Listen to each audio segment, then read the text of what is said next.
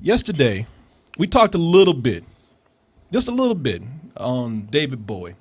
And I said, you know, I don't know how I feel about this because I do feel something inside. I was seeing, and for those who don't know, David Bowie died at the age of 69. I think it was 2 days ago. He had cancer. I even heard some stories where they say that he had several heart attacks and some other things that were going on.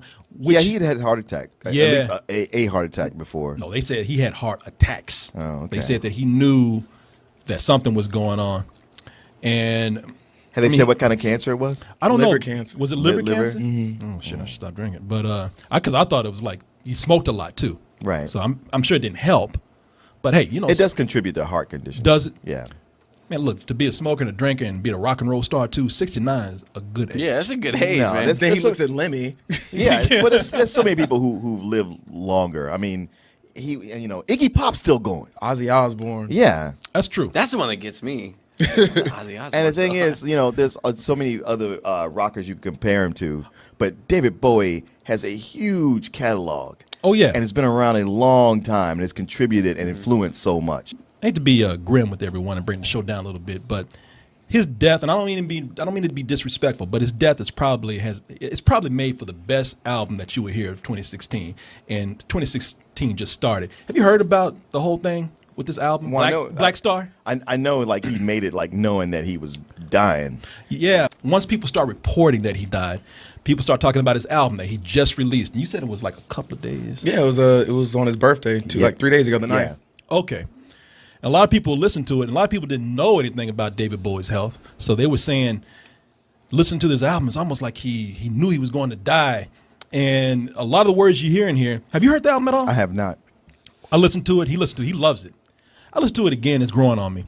But I can't decide if that's feelings over his death or if I really genuinely love the album. But it's eerie, man. Like the title track on there, Black Star. It's almost like the lyrics are him saying, hey, I'm about to leave. And this is my biggest gift to y'all before I go. Something happened on the day he died. Yeah, I've heard this song. Spirit rose a meter, then stepped aside. Somebody else took his place and bravely cried, I'm a black star. I was listening to that while I was working, and like a tear came down my eye. Like course. I was because it's sad, It's man. impactful. Well, how often does somebody you care about die and they get to say goodbye? And they leave a soundtrack to their death. Yeah. Like the most emoally manipulative soundtrack for their death. I mean, honestly, that's a best case scenario. Play this at my funeral. Right. Yeah, made his own funeral song. I'm playing on that church shit. Play my shit. I wrote it just for this occasion. And even some of the videos that he's made, or at least one of the videos, which, again, another prophetic title, Lazarus. And the video has him in bed. And you can see it's still of it right there. Has him in bed, and he's writhing in pain. Again, the lyrics are almost talking about his death. Look up here, I'm in heaven. I've got scars that can't be seen. I've got drama, can't be stolen. Everybody knows me now. It's almost a scary video knowing that this guy's dead, and he's pretty much doing this video where he looks like he's in pain. He's got his eyes covered up with buttons, and I felt genuinely moved and creeped out listening to this. Hey, man, you know what? He went out as we knew him. He did not disappoint. Man, that dude was a showman to the fucking end. Yeah, to the end, yeah. Well, yeah, like they were talking about this when they released it, I want to say like 6 hours before he died. So like he was in his hospital and called his agent, was like, all right, release the video. And then he died, and that's where this came from. Really? Yeah, like because seriously, Black Star came out in November 22nd, but this came out like 6 hours before he died, or like right after That's he died. crazy. So he made this knowing that this video? Yeah, he had known for 18 months. So when he was making the album, like he was like, I'm about to die. So when he was filming his videos and all this stuff, he planned it out. So when Black Star came out at a certain time and he released this at a certain time. So is he actually sick? Yeah, he's sick. Yeah. Wow, man. You almost want to say, damn, show off, man. You really? Can't you just do anything simple? Nah, man. I mean, you know what? That's a true artist. Yeah. It's not these people who talking about, I'm an artist. That's my artist. And I gotta protect my brand. Yeah. Like every time some artist is talking about their brand, I'm like, you're fake. You're full of shit. Yeah. No, You don't care about the art. Yeah. I tell you what, somebody top this shit. Yeah, that true artist right there. Yeah. Truer words never been spoken, Martin. This is probably the second time I felt this empty when a celebrity has died. Sure. Because if it was Michael Jackson. Right. Well, they were both taken early. Yeah, well, Michael Jackson was much younger than David Bowie. Right. And he was about to be 70. So some people will say, yeah, you could have lived longer, but, you did live a full life. Michael Jackson was, 50? 50, yeah. But either way it goes, man, I said, wow, I feel really shallow right now. I feel really hollow inside. Because David Bowie, whether I was a fan or not, I was a fan by default because everybody was. You don't have to like David Bowie, but somebody played. David Bowie's like jazz. Where if you say like, I don't like that, it's like, well, what about this? Oh, I like that. Well, that's jazz. Got you. Well, that's David Bowie. Yeah, that's David Bowie. Well, fuck that. But no, you said you like it. You might not even know it's been sampled. All his music been sampled so much. Right. Man, I'm gonna get to that in a little bit. And David Bowie, born David Richard Jones at the time. He changed his name because he didn't want to be mixed up with Davy Jones of the Monkees. Right. Which who does, right? But Come on, Davy Jones is dead too. yeah, that's true, man. But, hey, he didn't make a great album before he left, though. He ain't May no. have. Nobody was looking for it. Oh, that'd be the worst. He ain't no artist, Martin. You're no artist. You're no fucking artist. That'd be the worst shit. Making an album, nobody Nobody heard that shit. That's my nightmare Like, right there. At his funeral, the preacher was like, "Man, I ain't playing this shit. Yeah, just threw it out. Just do this shit." Daydream, believe it, no. It puts on David Bowie's album. It's something from little Davy Jones. Ground control. It's real shit right here, David. It's a real David right here. But do you know why he named himself Bowie? After the Jim Bowie knife. Well, the knife, but actually who the knife was named after. He loved American culture so much. I read this today. I didn't know it. I just stumbled across this information at the last minute. I didn't even know this, but he loved American culture so much. He loved the movie The Alamo. And fuck, it's David Bowie. He's fucking weird, So, but Jim Bowie or Boy, whatever. It's Bowie. I don't know why he pronounced it Bowie. Well, but David Crockett was already taken. So he's like, fuck, I got to do Bowie or Bowie, but. This guy was, look, the thing about David Bowie, the reason why a lot of people are talking about him so much is because for music, for art, for film, this guy did it all and actually came in and not only did it, but was a revolutionary in it. Mm-hmm. We all talked about how he was all about the glam rock scene. Right. And there were people who were doing it. T-Rex. Oh, yeah. T-Rex, Brian Ferry. Brian Eno. Was it Brian Ferry or Brian Eno? Now, that's Brian Eno of Brian Ferry of Roxy Music. And he was sort of like in England. He was like the king of glam rock. Oh, really? Yeah. I'm looking at Brian Eno right there. Was he part of Roxy Music, too?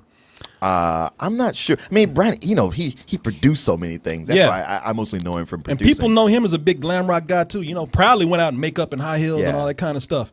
He's like, I'm balding and everything, but I make a fine-ass chick. I bet you fuck me. That's the thing about David Bowie, man. David Bowie, a lot of people, they would talk about David Bowie and, they would talk about his sexuality. We talked about David Bowie and the Spiders of Mars and, Ziggy Stardust and all that kind of stuff. Look that up. But a lot of people, they were confused about his sexuality. He made a glam rock cool. This is when he first came out. I want y'all to pay attention to this and look at this because it's pretty cool how he got people to accept who he is.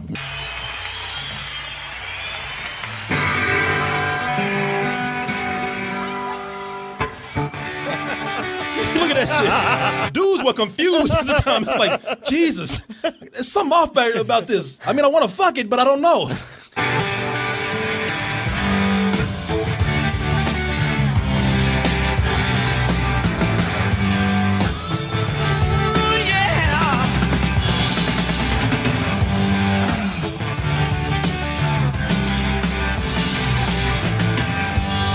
music he played guitar, jamming good with weird Guinness. Spiders were fun when he played it left hand, but he made it too far, became a special man. A lot of dudes back in the day who would never wear makeup, who yelled that word faggot several times. David Bowie came out with that shit. A lot of jocks put on lipstick trying to pick up chicks because David Bowie made that shit cool. David Bowie brought that cross-dressing thing into the mainstream. Almost made it, a lot of people weren't cool with it, but he was the one that kind of, broke some barriers. Well, plus there was all those gender bending songs back in the day. He did Genie. When You're a Boy or something. You remember that song? Which one? When You're a Girl. There was a song where he dressed up like 3 different kinds of women and sang about when you're a boy. He fucked with people's minds hard. I mean, it got to a point where dudes just gave up. At the time they couldn't figure him out. So a lot of people. Yeah, a lot of people say, "Hey, man, would you fuck David Bowie?" They'd be like, "Yeah, why not?" I made the mistake of looking in his eyes. He got He's a Medusa. Look, it was long before this, but David Bowie made that song with Mick Jagger, that remake "Dancing in the Streets," which is the gayest video of all fucking time. Yes, it is.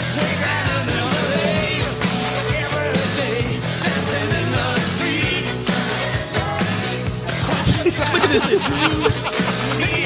The gayest fucking song of all time. You know what people said back then? They said, man, you hear rumors about Mick Jagger and David Bowie fucking. People say, good for Mick Jagger, man. coming up in the world. Yeah. That's a solid 10 right there, man.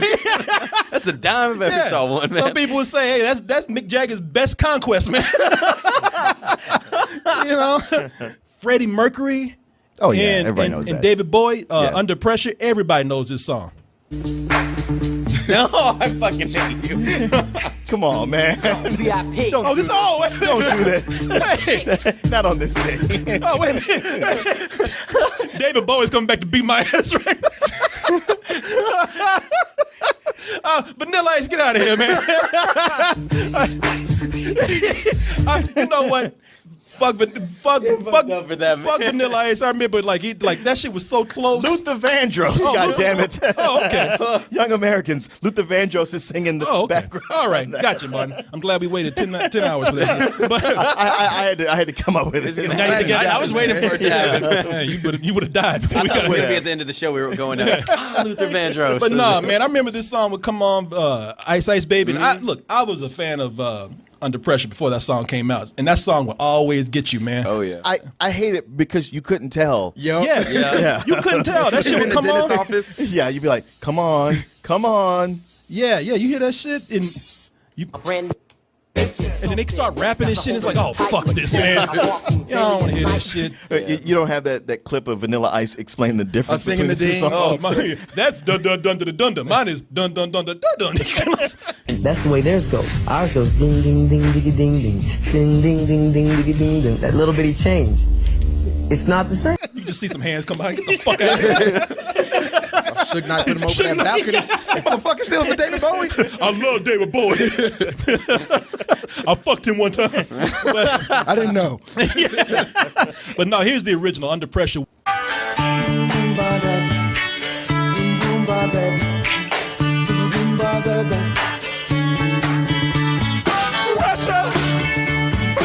And it's one of them songs too where you would hear it and everybody had to do that part. You'd be like you said, you'd be in a doctor's office or something, and everybody would just be tapping their feet, and that shit comes on like pressure. Don't do that.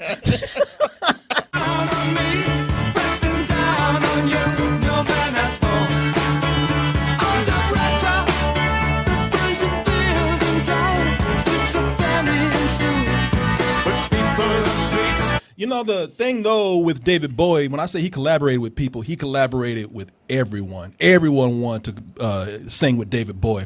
I don't know if you guys remember. Y'all might be a little bit too young, but do you remember almost every Christmas in the 80s, man? Oh, would they play Bing Crosby and him? When he would do Little Drummer Boy with Bing Crosby? Yeah, it freaked everybody out. They told me, bum, a newborn king to see ba-rum-ba-bum-bum. That's like Nixon and Elvis. I'm always like, how did that come Well, together? it's funny because that's not David Bowie. That's actually Michael Shannon. I thought you were going to say Tilda Swinton. Well, we talked about that yesterday. Yeah. We had a question where they said who should play, like who do you want to play who in a biopic? I said Tilda Swinton should play David Bowie. Right. Man. And nobody would bat an eye None. or know the difference. No. And you know what? When this starts out, this was a big deal. It was like a big deal for Bing Crosby, and because he was a legend, and to be singing with David Bowie, because that was the cross generations right there, man. And it was such a big occasion at the time. This is where a lot of people look. David Bowie's in a lot of stuff, but this is at one time when they said, "Wow, David Bowie can act." Do you remember they made a little movie out of it? Everybody would talk about how Michael Jackson would make movies out of his videos. Yeah. This whole thing was like a little mini Christmas special when it came I didn't know on. that. Oh Really? yeah, they came in. They did this whole thing of introducing each other. Like it was bullshit because it's like David Bowie had never heard of Bing Crosby, and Bing Crosby had never heard of David Bowie. Hello. You the new butler? Fuck you, bitch! I'm Bing Crosby. I mean, no, son, no. Plus he's looking at him funny like, where are you, the butler? It's been a long time since I've been the new anything. What's happened to Hudson? I guess he's changing. Yeah, he does that a lot, doesn't he? I'm David Bowie. I live down the road. Oh. Sir Percival lets me use his piano when he's not around. He's not around, is he? I can honestly say I haven't seen him, but come on in. Come in. Man, he's looking shifty as shit. He was trying to steal something. Why are you here? It's supposed to be empty today. I just came to nick the silver. It's weird on both ends because it's like David Bowie is like almost like he's breaking into the place and he didn't expect anybody to be there. It's almost like Bing Crosby is ready to have this young dude in so he can fuck him. Yeah. I guess he's changing. Yeah, he does that a lot, doesn't he? I'm David Bowie. I live down the road. Oh. Sir Percival lets me use his piano when he's not around. He's not around, is he? I can honestly say I haven't seen him, but come on in. Come in. Grab him like, David Bowie, wait a minute, man. hey, pretty lady, come this way. Drop this. Have some of this tea you English what it fellas is. like so much. Why is it Boo, boo, boo, boo. Yeah, Bing Crosby don't know it's a man. Come on in, pretty lady.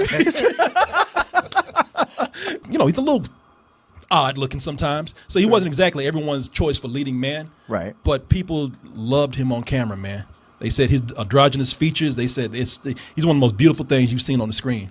You know, a little crazy sometimes. But speaking of weird, I got you on this one, man. Because out of all the movies, for some reason, that fucking Labyrinth, man. Yeah. I don't know why I love this movie. I was the only weird little kid at the time that liked this shit. It was Nah, man, a lot of people like that Yeah. movie. Well, it was a Jim Henson movie that didn't do well. It bombed at the theater. Jim Henson showed it to people, executives, and executives just didn't say a word, just walked out when he showed it to them. Damn. Yeah, and it was a movie that was going up against a lot of films that summer. But the only thing that it really had going for it at the time was David Bowie as the Goblin King. I used to love that song. Do you remind me of the Babe? The Babe, what Babe? The one that does voodoo. Voodoo. Oh, You yeah, remember yeah, that shit? yeah. You remind me of the babe. Babe with the power. Power of voodoo. You do. Remind me of the babe. Quiet! Throwing Muppets around. Yeah, that's not an episode of the Muppet Show. Practically, it is an episode of the Muppet Show. A 2-hour version of the Muppet Show. Okay, this is the sequel to what now? No, it's not. You're thinking of the Dark Crystal, not a sequel. Oh, it's not? Same designer of the creatures in that. Oh. Brian Froud. Yeah, it was like the most cracked out version of the Muppet Show that you've seen. Well. I saw my baby crying hard as babe could cry. What could I do? My baby's love had left my baby blue. Nobody knew Since it's good in the 80s. what kind of magic spell to use. Slide and slip. You know, this is some weird shit. It's funny because I always had the impression that I saw this movie, but every time I see clips, I realize, no, I just kept seeing the poster. I never actually saw the movie because I would remember this shit. I thought you were going to say, no, I was really fucked up on drugs one time. Puppy dog sailed under oil. And baby said, dance, Magic dance. You know, this movie, and this shows you how badass this movie is. It had a resurgence, not because of Jim Henson, not because it's some cult classic. it made a resurgence because girls started getting into this film and watching it because David Bowie had the biggest dick in that film, man. Oh, right. Like Jim Henson gave him the tightest of tights he could. Even that little Muppet down, like, God damn, David. You gonna do something with that? Yeah. And David Bowie looking like, well, don't just stand there, mate. Like it was a co-star in the movie, like and David Bowie's dick. Only David Bowie could get away with being in a kid's movie showing his dick. And it's one of those movies that you think would kind of creep you out as a kid, but for some reason, like, you kept going back to it. I remember watching it all the time with the cousins and stuff like that. I'm glad I wasn't the only one making that face, Martin. I was like, whoa. Especially with that dick on screen, man. That should be. I know. You should not be watching that at all. But does that say something about us? You remind me of the Bay. I'm just attracted to this movie, and I don't know why. The weirdest thing. Now I know why. I know why. When I showed this to my uncle, he was looking at me like, "What the fuck is wrong with your kid, Irma? Get your boy." Yeah, it's like, why do women love horses so much? I wonder. But hey, well, I'm with you, man. I don't know. I love it. I don't give a fuck. I love dick and everything. I don't give a fuck. David Bowie. Hey, if you're gonna like dick, it's gonna let it be David Bowie. Yeah, at least it's David casting Bowie. a shadow over him. Yeah. Like, what the hell, man? Did nobody say anything? David Bowie is one of those guys where not only did he show his appreciation for certain music that influenced him, but he also acknowledged those people that were influenced by him. I look at some of the things, or bands that were influenced by David Bowie back in the day. And I'm talking about black bands. Parliament Funkadelic took that space shit from David Bowie. You know, that Ziggy Stardust. George Clinton would tell you, yeah, David Bowie blew my mind. He even mentions David Bowie in one of his songs. Oh, yeah. He called him David Bowie. Bowie, yeah. It was cool. I was hanging out with David Bowie. It was cool. But yeah, you know, a lot Doobie Brothers. The Doobie Brothers. Yeah, you remember that song? Yeah. Make my funk be funk. Imagine Doobie in your funk. Oh. But it was cool. But he, you know, a lot of people realize that, yeah, man, he really showed appreciation for that. That's why when, you know, we gave him a black pass. He was Black Family, man. He was on Soul Train. He was on Soul Train. We played that yesterday. Young Americans. When he did Fame, and everybody there, like he could not dance to save his fucking life, but people didn't care. They're like, it's David Bowie, man. He can do anything. Look at him, man. Wait, I thought Lenny Kravitz made this song.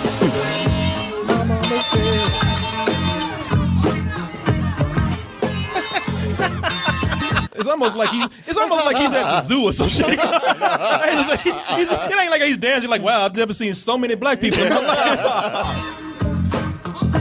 Don't fuck this up. Don't fuck this up. Don't fuck this up. She's like, this is crazy. Ready for it, Ray? Look out, look, he's like, oh shit.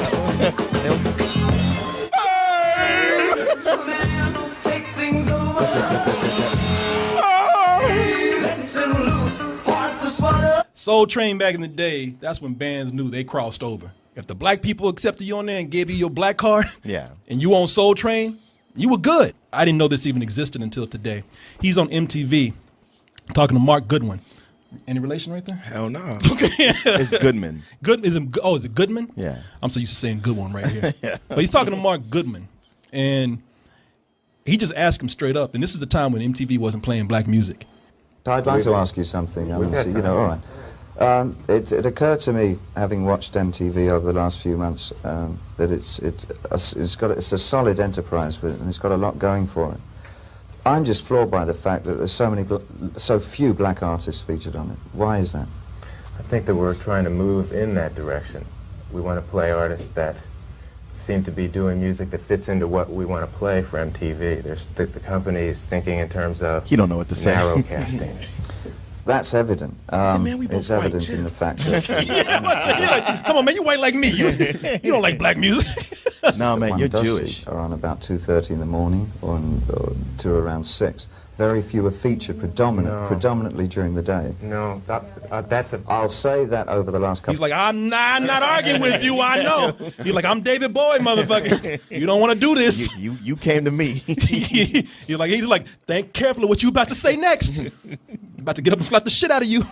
Is that how he started the interview? I think so. Damn. Yeah, you know, No and he does not let them off the hook this whole time. I mean, by the time this done, like Mark Goodman's over there, his perm is soggy with sweat and shit. You know? David Bowie went from being drag queen and the cross dresser to being just a guy with style. He when he got arrested, stylish as fuck, man. Oh, his pot photo.